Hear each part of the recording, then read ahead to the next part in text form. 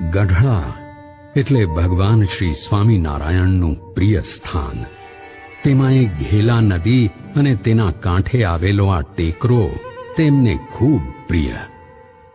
પોતાના પ્રિય સ્થાન ગઢડામાં ભગવાન શ્રી સ્વામિનારાયણે એક અદ્ભુત સંકલ્પ કર્યો હતો. ઘેલા નદીના તટે ટેકરા ઉપર ભવ્ય મંદિર રચવાનો. સંપ્રદાયના ગ્રંથોમાં તેનું કેટલું અદ્ભુત અને ઐતિહાસિક વર્ણન છે.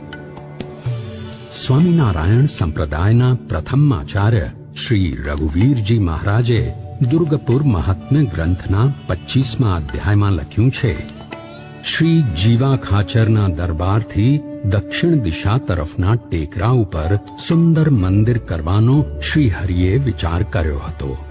સર્વજ્ઞ શ્રી હરિએ તે દરબારગઢની બધી જ ભૂમિ કુશળ શિલ્પીઓ પાસે મપાવી હતી.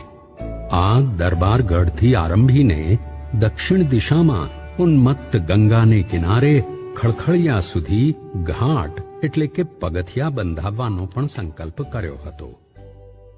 આ ટેકરાની ભૂમિને